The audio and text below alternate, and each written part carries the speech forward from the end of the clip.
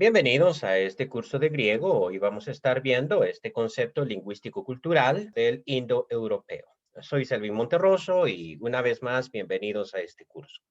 Todo empieza cuando analizamos los diferentes idiomas y nos damos cuenta que hay parecidos entre ellos. Esto es como cuando vemos a dos personas, ¿no? Y se parecen bastante, inferimos automáticamente que son hermanos. Antiguamente se consideraba que todos los idiomas permanecían fijos, es decir, que no evolucionaban, no cambiaban a lo largo del tiempo.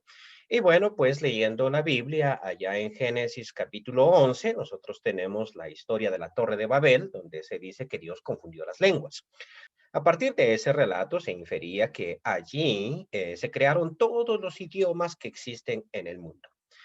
Sin embargo, con el tiempo nos dimos cuenta que los idiomas realmente evolucionaban y especialmente a partir del latín o romano, como también se le llamó, aparecieron las diferentes lenguas romances o románicas. Creo que el término románico es más apropiado porque romance no tiene que ver mucho con amor, sino tiene que ver más que todo con que provienen del antiguo latín o el romano.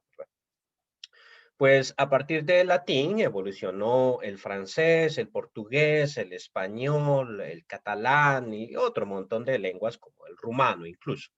Entonces nos dimos cuenta que los idiomas realmente evolucionaban y cambiaban con el tiempo. Y empezamos a pensar que ciertos idiomas estaban emparentados, puesto que se parecían, ¿no? Claro, la apariencia física no es relevante para decir que somos parte de la misma familia. A veces los idiomas tienen préstamos. Por ejemplo, el hecho de que en América mayormente se hable español e inglés y en la frontera entre Estados Unidos y México, algunos de los pobladores hacen una mezcolanza, lo que se le llama chicano, ¿no? Y entonces hay muchos préstamos de un país para otro. Es decir, Estados Unidos tiene un estado que se llama Colorado y otro que se llama Florida. Y en México, pues se usan muchas palabras que provienen de Estados Unidos, como la troca, por ejemplo, del inglés truck, ¿no? Y entonces uno puede inferir, oye, estos idiomas se parecen, han de ser hermanos, pero en definitiva eso no pasa. Esto es lo mismo qué sucede si yo tengo un amigo que no está para nada emparentado conmigo, pero resulta que vamos a un centro comercial y nos compramos una camisa del mismo color. O sea, andamos prácticamente uniformados. A partir de ahí no se puede inferir que somos parientes, simplemente que nos prestamos la ropa, por decirlo de esta manera. Y lo mismo sucede con los idiomas. Hay muchos vocablos que se parecen de idioma a idioma, pero eso no implica que esos idiomas estén emparentados. Lo que hace que dos personas sean parientes es un examen de ADN, es decir, cuando revisamos la estructura interna de las células y nos damos cuenta realmente que hay un parentesco y bueno, eso es una prueba de paternidad, ¿no? Que le pueden hacer a cualquier persona que niegue a un descendiente. Lo mismo pasa con los idiomas, ¿sí? O sea, los idiomas tienen formas, tienen palabras que sería como la forma del idioma, y eso no va a decir que están emparentados, porque pueden haber préstamos entre idiomas, como ya lo hemos mencionado, pero si nosotros revisamos en un idioma su gramática, es decir, su estructura interna, esto es como ir a las células, ¿sí? Entonces podemos darnos cuenta cómo es que los idiomas están relacionados. Pero para hacer este ejercicio necesitamos ser sumamente versados en un idioma. Y aquí tenemos entonces en la presentación la fotografía de William Jones. ¿A quién fue este hombre? Bueno, este hombre nació en Inglaterra, eso fue en el 1746, y bueno, vivió la mayor parte de su vida en la India. Allá murió en el 1794, o sea que vivió 47 años. Murió joven, pero fue un tremendo lingüista, un gran genio. Y a él debemos el origen de los estudios indoeuropeos. Déjenme hablarles un poquito de él. Puesto que él vivió en Inglaterra, que sería nuestro país acá más al occidente, ¿no? Nació en Inglaterra, obviamente sabía el inglés. tuvo una educación, como en la época había una gran educación lingüista, pues, versado en latín, en griego, y empezó a notar que entre el latín y el griego había cierto parentesco. Eso no es difícil de notarlo, realmente. Cualquiera que sabe latín y sabe griego sabe que hay mucha relación entre los dos idiomas, pero eso puede deberse a varias causas también, o sea, sabemos que los romanos conquistaron políticamente a los griegos y que los griegos los conquistaron culturalmente. Así es de que esta no es evidencia, pero él empezó a notar eso y luego, como en ese tiempo Inglaterra estaba sumamente metida en los negocios de la India, eso es historia, ¿no? La India llegó a ser una colonia británica, entonces él viaja para la India, vive en Calcuta y allí empieza a estudiar los idiomas que existen, porque la India es sumamente rico en idiomas, pero el idioma, podríamos decir, aparte del indo, que es hoy en día uno de los idiomas oficiales de la India junto con el inglés, el sánscrito, ¿no? Que es el idioma religioso, él empieza a estudiar sánscrito y también persa, porque el persa se hablaba en aquella época, la India no es lo que la India es hoy en día, sino que también abarcaba Pakistán, ¿no? Y y entonces en Pakistán, entre Afganistán y Pakistán, se hablan ciertas lenguas como el persa o el urdo. Y él empieza a estudiar todos estos idiomas. De hecho, era un tremendo genio lingüista. O sea, aprendía rápido. Desde niño mostró esa habilidad y empieza a notar que entre el sánscrito, ¿sí? Entre el persa, el griego y el latín, habían muchas similitudes, solo que aquí no les podemos echar la culpa a que han estado juntos, porque el sánscrito está hasta la India y el persa, pues es un idioma tan viejo, y él nota en sí que la estructura de la gramática es la misma y surge con esta teoría de que estos idiomas debieron haber estado emparentados en algún momento, o mejor dicho, tuvieron un antepasado común. Cuando dos personas nos unimos y tenemos un ADN muy semejante, tenemos que suponer que debimos haber tenido algún abuelo en común. Y a este abuelo se le empezó a llamar indogermánico. ¿Y por qué se le llamaba indogermánico? Bueno, se le llamaba indogermánico porque el idioma más oriental que lo podía componer era el sánscrito, ¿no? El idioma de la India, o hay varios idiomas en la India y varios de estos están emparentados, ¿no? Y el que estaba más al occidente era el germano. Bueno, el inglés es un idioma germánico, como vamos a ver un poquito más adelante. Y entonces se le llamaba indo-germánico a este idioma, pero por eso del ascenso de los nazis al poder en Alemania, ya en el siglo XX, y porque estos nazis se preocupaban mucho por exaltar la sangre aria, como ellos le llamaban, o la sangre germánica, entonces esa posibilidad de indogermánico o indoario, como lo llamaban los alemanes, fue desusada. Y los ingleses nos van a regalar este término, indoeuropeo. Y lo que significa es que hace mucho tiempo, y aquí no hay hallazgos arqueológicos, aquí es pura hipótesis, pura especulación, de dónde pudo haber vivido este pueblo. Y generalmente se va a poner la región de Crimea, esto en medio de lo que hoy en día es Rusia, Georgia, eh, Armenia, ¿no? Y vamos a decir Ucrania, ¿no? Es esta región. Se supone que allí vivió hace aproximadamente 6.000 años, es decir, 4.000 años antes de Cristo, vivió en esas estepas, en ese lugar prodigioso, vivió un pueblo. Este pueblo hablaba una lengua común, es decir, un solo idioma, que hoy en día se ha perdido completamente, aunque valga la aclaración, hay lingüistas que se han preocupado por reconstruirlo y actualmente se pueden conseguir gramáticas, sobre todo en inglés, ¿no? Gramáticas del indoeuropeo, es decir, lingüistas que se han preocupado por reconstruir el idioma a partir de sus muchos descendientes. Yo no estoy tan seguro de la exactitud de estas gramáticas. Esto es como eh, tomar una fotografía de todos los nietos y a partir de ahí reconstruir la fisionomía de los tatarabuelos. Yo no sé si eso es posible, pero más o menos por ahí va el ejercicio y hay personas que se preocupan por eso, ¿no? Si hay personas que se preocuparon por inventar un idioma de la nada, es decir, el esperanto, pues hay personas que se preocupan por reconstruir el indoeuropeo. Pero la teoría es interesante, ¿sí? O sea, la reconstrucción yo no estoy tan seguro, pero la teoría sí es muy interesante. O sea que había un solo pueblo que vivía en este lugar y con el tiempo empezó a repartirse por toda la región. O sea, sus pobladores se dividieron entre las diferentes regiones y con el tiempo las lenguas fueron cambiando. De esas lenguas originales que derivaron del indoeuropeo, nosotros no tenemos prácticamente ninguna, porque las lenguas van cambiando. Las lenguas van evolucionando y de pronto una lengua es tan diferente que ya no se parece a la antigua. Y entonces tenemos que decir que es un idioma nuevo. Vamos a poner el ejemplo del español.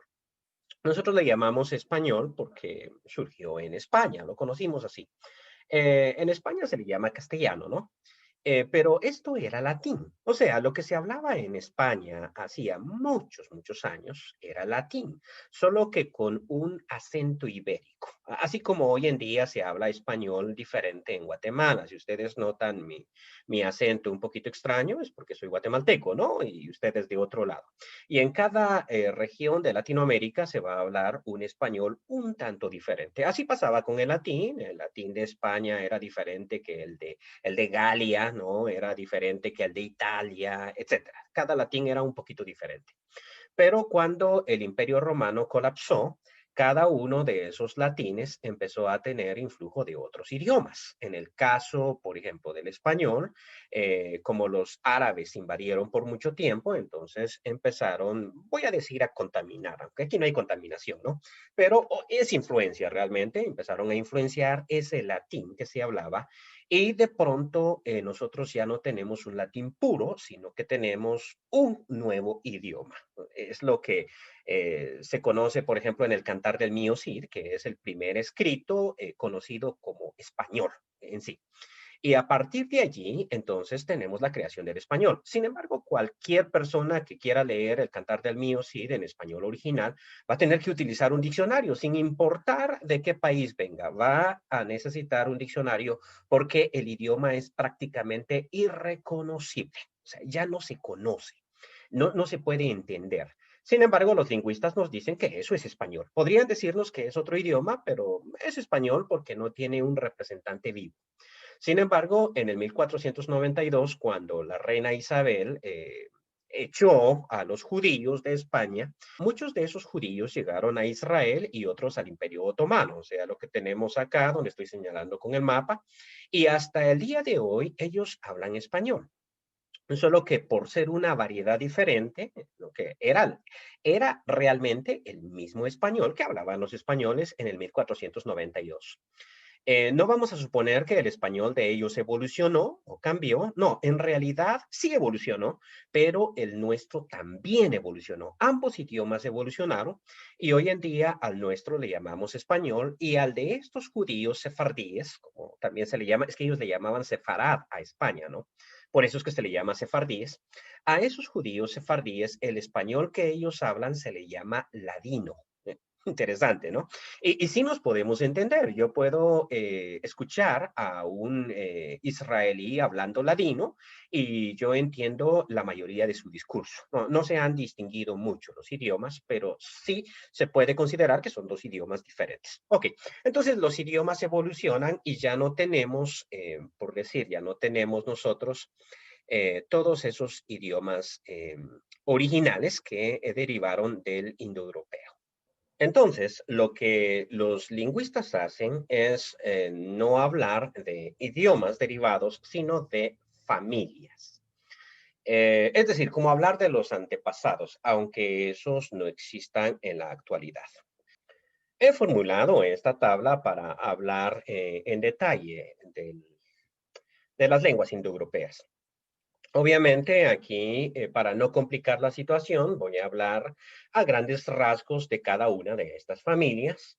Si tuviese que mencionar a cada uno de los idiomas existentes hoy en día, Estos son más de 130 idiomas. Entonces, es mucho para contener en la cabeza.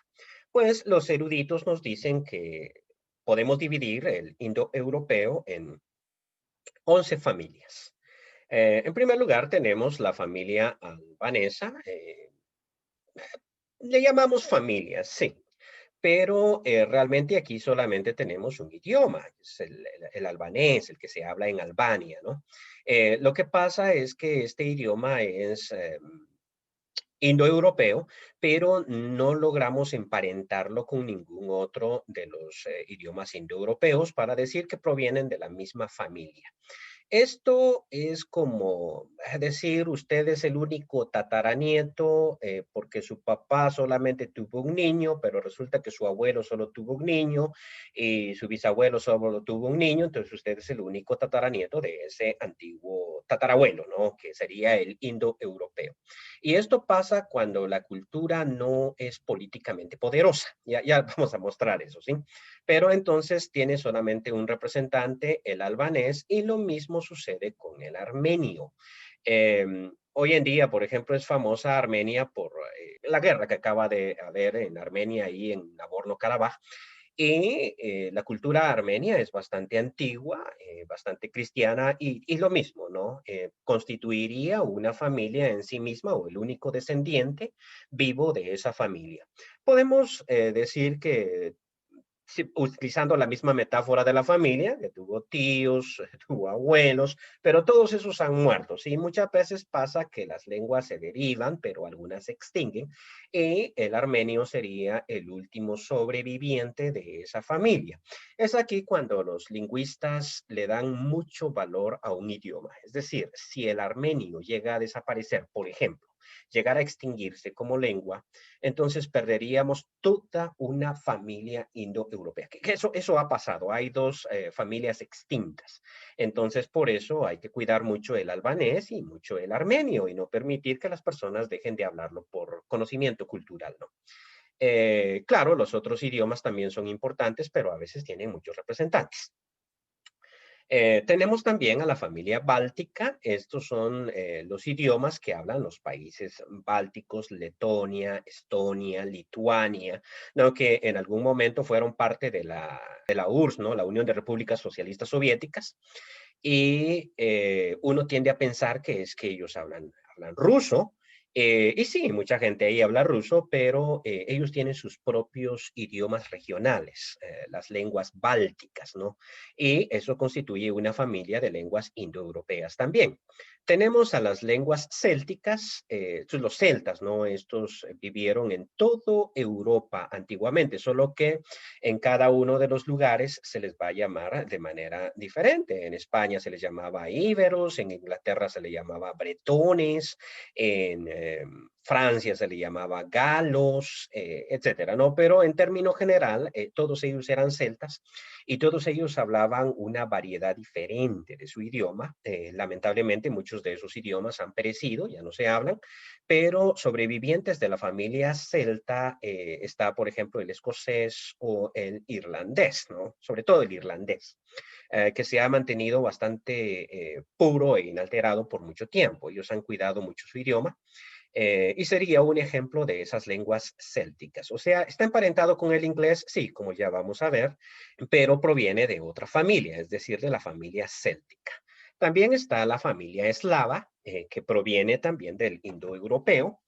Esta familia eslava está representada actualmente por el ruso, por el bielorruso, el ucraniano, etcétera, ¿no? Todos ellos son eslavos, incluso el polaco, ¿no? Todos ellos son eslavos y por eso van a hablar una lengua semejante. Cuando usted mira los partidos del Mundial, se fija en los apellidos de los rusos, en los apellidos, por ejemplo, de los serbios, que van a ser muy semejantes, porque todos ellos son eslavos y van a hablar una variedad de lengua eslava. ¿Eso significa que entre ellos se entienden? No, no, no. Entre ellos no se entienden. O sea, ellos necesitan traductores, pero sus idiomas son bastante parecidos. Luego tenemos, en sexto lugar, a la familia germánica. Ahora sí, aquí tenemos al alemán, pero no solamente el alemán. Está también el flamenco, que es el que se habla en Bélgica. Tenemos también al holandés, que es el que se habla en los Países Bajos, también al inglés y varias de las lenguas antiguas perdidas. Incluso lengua germánica, dentro de la familia germánica incluimos a los países nórdicos como el sueco, el noruego, el danés. O sea, estos tres idiomas están íntimamente emparentados entre ellos. Son diferentes realmente y algunas personas no educadas de esos lugares no logran entender el otro idioma. Pero se dice, por ejemplo, que si uno vive en Dinamarca y de pronto mira la televisión sueca, puede entender un 70 o un 80% de lo que se está hablando ahí. Pero estos idiomas, que son los idiomas de los antiguos vikingos, ¿no? También pertenecen a la familia germánica y eso significa que si uno es alemán, no va a entender el danés, no lo va a entender, pero podría aprenderlo rápido, porque es una lengua que está emparentada. Tenemos a la familia griega, de la cual vamos a hablar en sucesivos videos. Entonces, no vamos a tocarla en sí, pero diríamos que su único representante en la actualidad es el griego moderno. Todos los demás que vamos a estar analizando han desaparecido, han dejado de existir, ¿no? E incluso el griego que vamos a estar estudiando en este canal es el griego koiné, o como dicen los griegos, el griego kiné. En otro momento explicaré acerca de la pronunciación. Pues ese griego que nosotros estudiamos por asuntos bíblicos, ¿no? Sobre todo en mi caso, por entender el Nuevo Testamento, traducir muy bien el Nuevo Testamento y también algunos pasajes difíciles del Antiguo Testamento, ese idioma está muerto. Es decir, nadie lo habla en la actualidad, desapareció. Pero debido a que fue un idioma erudito, un idioma que quedó escrito, digamos, hay muchas personas, como su servidor, que pueden entenderlo. No al nivel de conversación, porque nadie me habla en ese idioma, entonces no se puede desarrollar esa habilidad, pero sí en el sentido de la lectura. O sea, se puede leer y se podría reconstruir si uno quisiera llegar a pronunciarlo y revivirlo como lengua materna. De hecho, los judíos sí lo hicieron. El hebreo es un idioma diferente al nuestro, ¿no? Ese idioma es semita, o sea, sería otra familia, no sería indoeuropeo. Eso es muy diferente, realmente. Y por eso causa muchos problemas a la hora de aprenderlo. Pues los israelíes, cuando ellos se independizaron, tenían que tomar la decisión sobre cuál iba a ser su idioma. Y resulta que habían diferentes opciones como el inglés o como el ruso o el alemán, porque la mayoría de los que estaban viviendo en esa región de Palestina provenían de esos países y era su lengua materna. O sea, los judíos alemanes o los judíos polacos que llegaron hasta Israel hablaban el polaco o el alemán como su lengua materna. Pero ellos decidieron poner el hebreo como la lengua materna del país y bueno, ya no había personas vivas que hablaran hebreo para ese momento. Y ellos lograron la hazaña de revivir un idioma antiguo, un idioma que había desaparecido, ¿no?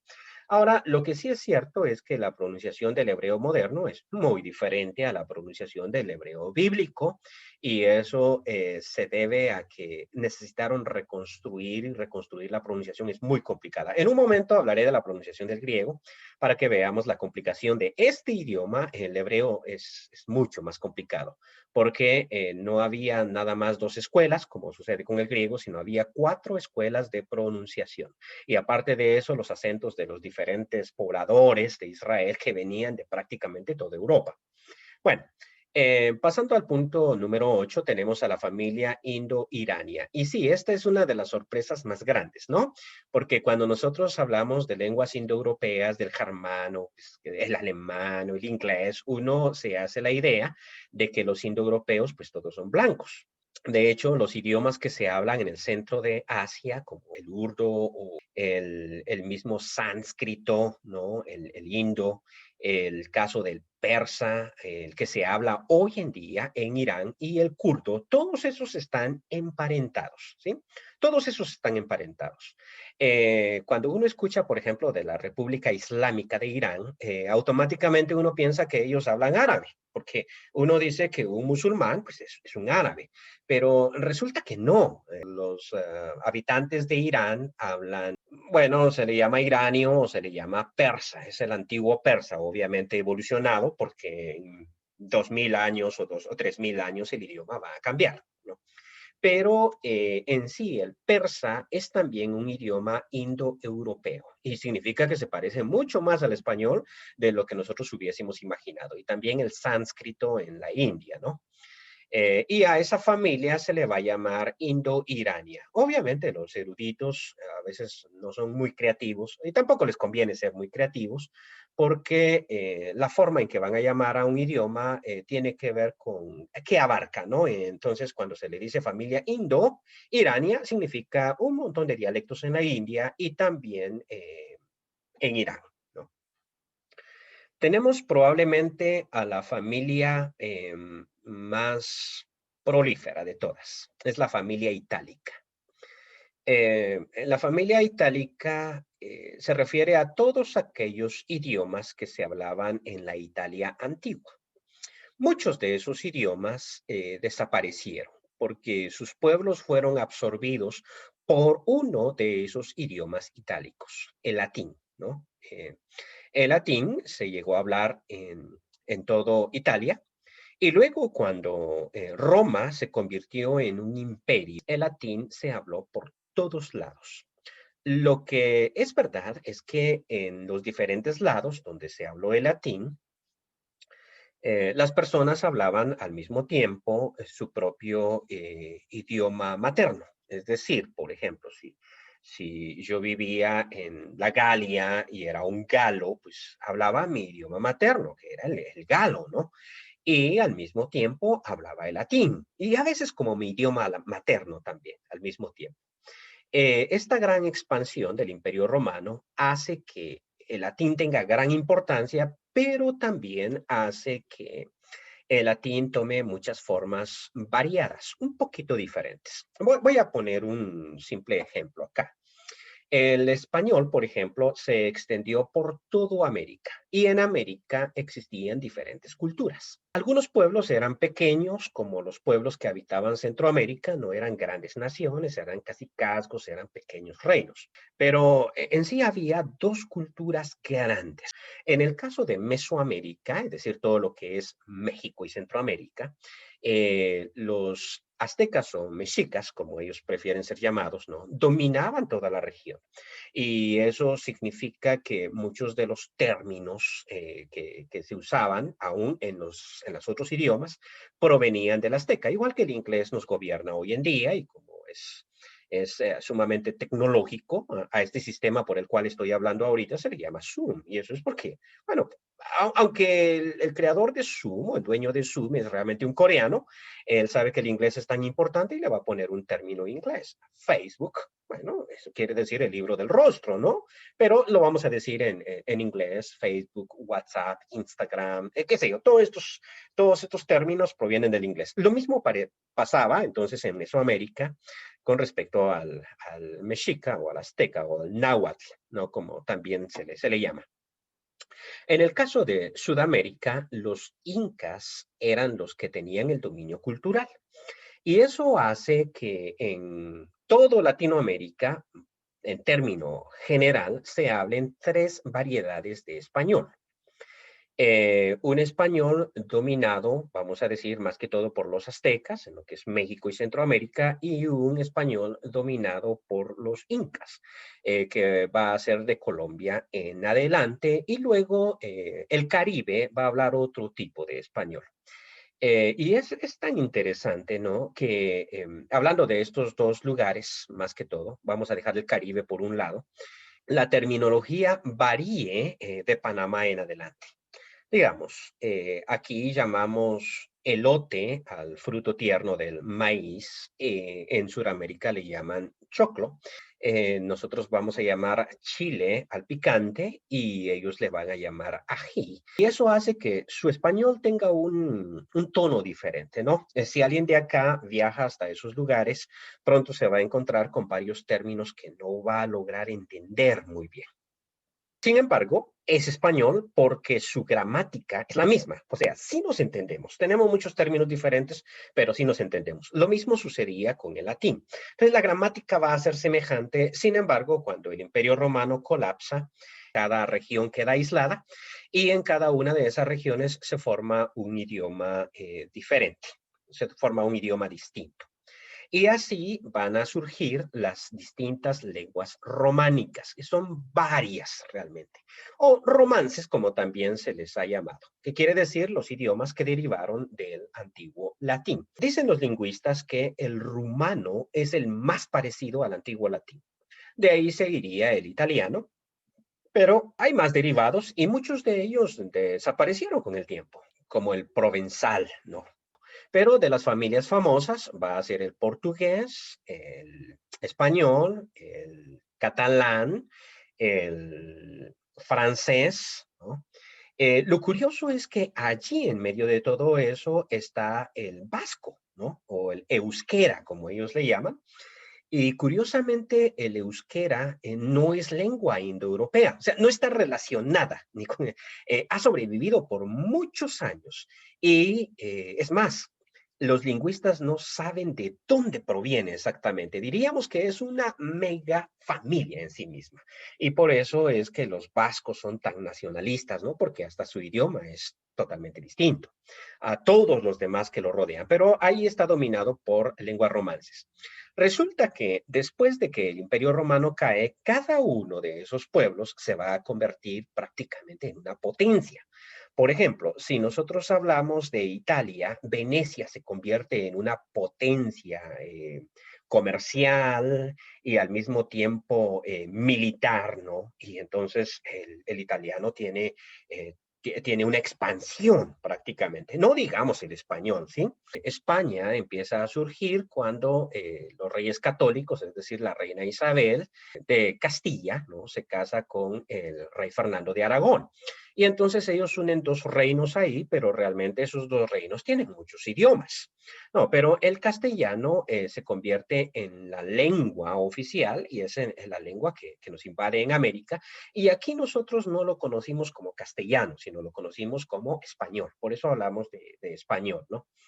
Pero prácticamente España se convierte en un gran imperio, el imperio donde nunca se oculta el sol, ¿no? Que abarcaba toda América, llegaba a las Filipinas y llegó a ser tan gran imperio y por eso es lo imponente de esta lengua, la lengua española. La mayoría de los países hablan lengua española y como vemos entonces, la familia itálica sería la familia más extendida, la familia más poderosa porque no hablemos del portugués, ¿no? El portugués también, los portugueses tuvieron muchas colonias hasta allá, cerca de China, lo que es Macao, ¿no? Tuvieron colonias en África, en Brasil, y entre mucha gente habla portugués, digamos el francés, ¿no? Que en la época de Luis XIV llegó a ser la nación más poderosa y más avanzada de Europa, y más adelante con Napoleón, ¿no? Entonces, esta familia itálica ha tenido, no voy a decir suerte histórica, pero históricamente ha sido muy poderosa. Así es de que la idea de que esta familia se vaya a extinguir es muy loca. Estas últimas dos que tenemos acá, y creo que me he extendido mucho en este video, pero estas dos familias más, la familia anatólica era la que hablaba los antiguos hititas. Estos hititas los encontramos en la Biblia. En Reina Valera se les conoce como eteos. Si recordamos el pecado de David, tomó a la mujer que era de su prójimo, un tal Urías eteo. Quiere decir que este no era israelita, no era del pueblo de Israel, él era eteo y por lo tanto él hablaba esta antigua familia indoeuropea anatólica, ¿no? Los eteos que formaron un gran imperio en la antigüedad, pero por muy imperio que fueron, se extinguieron. No quiere decir que la raza se haya extinguido, sino que ya no queda nadie que hable este idioma. Es una familia, ni siquiera un idioma, una familia de idiomas extintos. Y lo mismo va a pasar con la familia tocaria, que se va a expandir hacia China, por todo el Asia Central, ¿no? Y que también se va a extinguir. Y también presento este mapa que muestra cómo va, digámoslo así, la importancia de estos idiomas, ¿no? Indoeuropeos. Aquí teníamos 11 familias, obviamente algunas van a ser más poderosas que otras y eso se muestra en el mapa. Vamos a ver, por ejemplo, en verde a los eslavos, por eso tenemos marcado a Rusia, a Bielorrusia, Polonia, aquí tenemos también a Bulgaria, Ucrania, incluso el caso de Macedonia, ¿no?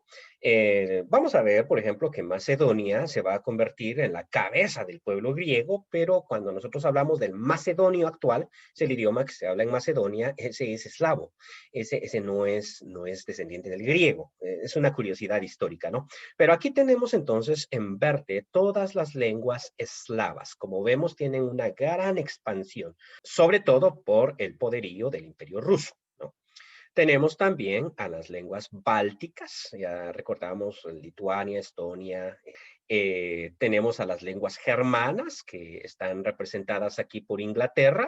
Curiosamente, también tenemos a Irlanda, pintada de rojo, y eso es porque, aunque se hable irlandés, y el irlandés es un tipo de celta, ¿no? Realmente el idioma que domina en esos lugares es el inglés, y por eso se va a pintar de rojo. Decía Alemania, lo que es Alemania, los Países Bajos, ¿no? Suiza. Sabemos que Suiza tiene 4 idiomas oficiales. Bueno, lo pintamos de rojo. Por lo mismo. Y también tenemos a los países descendientes de los antiguos vikingos, que son 4, ¿no? Sería Islandia por ahí, hay un idioma que se llama islandés, que es el vikingo más puro, se supone que es el que menos evolucionó, porque aunque un idioma evoluciona, el hecho de tener contacto con otros idiomas lo hace evolucionar más rápido. Y se ha mantenido bastante aislado y tenemos el caso de Noruega, Suecia y Dinamarca. Todo eso en rojo porque son las lenguas germanas. A las lenguas celtas se les ha pintado de marrón. Allí en la orillita, por ejemplo, de lo que es Francia, se mira un poquito de marrón y también se pinta de marrón Gales y una pequeña parte de Irlanda. Para hablar del irlandés, serían como las lenguas celtas, lo poquito que queda de las lenguas celtas. Tenemos aquí al griego, como podemos ver, también el griego existe hoy en día, el griego moderno, ya vamos a hablar más en detalle de eso, el albanés con azul, el caso del armenio con púrpura, ¿no? Son pequeñas manchitas porque esos idiomas no han tenido mucha importancia histórica, ¿no? No se han convertido en grandes imperios. Si se hubiesen convertido en grandes imperios, bueno, el griego sí se convirtió en un gran imperio, pero eso fue hace mucho tiempo. Pero si se hubiesen convertido en grandes imperios, entonces tendríamos nosotros grandes extensiones con ese color. Las lenguas derivadas del latín o las itálicas, realmente el mapa no le hace justicia, ¿sí? ¿Por qué?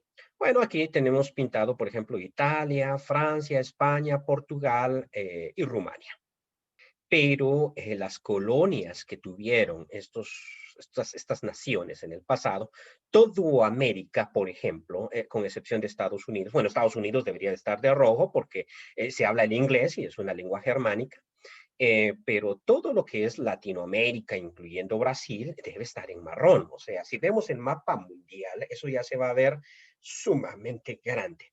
En África, muchas colonias también tienen al francés como su lengua materna.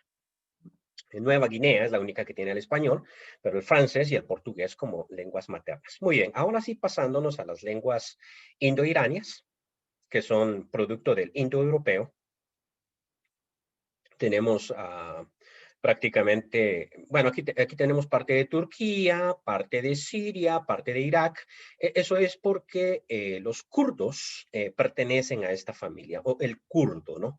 Por eso es que se habla de la República Kurda, que debe surgir porque ellos tienen un solo idioma, una sola cultura y están regados en 4 países. Tenemos todo lo que es Irán, ahí se habla el persa, ¿no? Luego el urdo, que se va a hablar aquí en Pakistán, pero también pertenece a la misma familia, y en la India, ¿no? Se va a hablar, bueno, el sánscrito, que es un idioma tan importante para ellos, religiosamente hablando, pertenece a esa familia. Y como digo, no menciono todas las lenguas derivadas del indoeuropeo porque tendría que mencionar a 150 lenguas. Y la verdad es que no tengo todos los nombres en la cabeza, ni sé cuántos hablantes tiene cada uno de ellos, pero son muchas, solo para que nos hagamos una idea.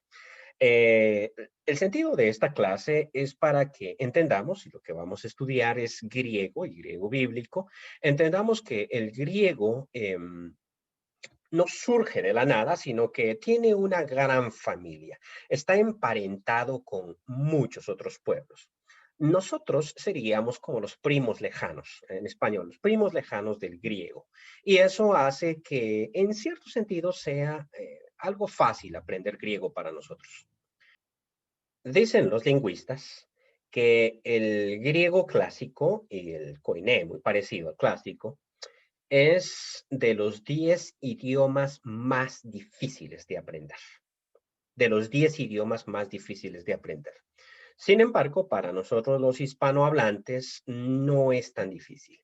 Y eso es porque estamos emparentados, o sea, somos los primos lejanos de ellos. Es más difícil, por ejemplo, para un inglés aprender griego, porque la gramática es un poquito diferente. O sea, es como que el griego y el latín hayan sido hermanos, gemelos, ¿sí? Y luego nosotros somos los hijos o los sobrinos del griego. No pasa lo mismo con los ingleses. Si nosotros quisiéramos aprender, por ejemplo, hebreo, eso sería un desafío más grande. Y bueno, en resumen, esta es la familia de idiomas indoeuropeos. Existen en el mundo otras familias. Por ejemplo, si vamos a la China, ellos van a hablar otra familia. Si vamos a América prehispánica, ahí se van a hablar otras familias. De hecho, no es una familia americana, hay varias familias americanas, ¿no? Y eso es también bien complicado de aprender. En África, que probablemente sea el país más complicado, porque ahí hay muchos más idiomas, y a veces de una tribu a otra cambian no solamente la variedad, sino todo el idioma. A uno le parece que ellos son muy semejantes, pero realmente no. Hay muchas familias de idiomas y todavía no se ha logrado establecer la relación o el parentesco. Lo que pasa, por ejemplo, es que si el indoeuropeo tiene 130 idiomas vivos, un lingüista que logre comprender lo que es el indoeuropeo tiene que manejar 130 idiomas. Si yo me tardara un año para aprender cada uno de esos idiomas, necesitaría 130 años para empezar a comprender el indoeuropeo. Y si contamos las lenguas que ya murieron también, como el griego que vamos a estudiar, que también es importante para entender al indoeuropeo, se necesita el trabajo de un genio, se necesita el trabajo de un conjunto de genios, de una sociedad. Y si queremos entender todos los idiomas del mundo, eso sí es un gran desafío. Pero este estudio nos sirve a nosotros para contextualizarlos, para ubicarnos. En nuestro siguiente video vamos a hablar de la historia ya del griego propiamente dicho, para ir ubicando al koiné en su respectivo contexto. Muchas gracias.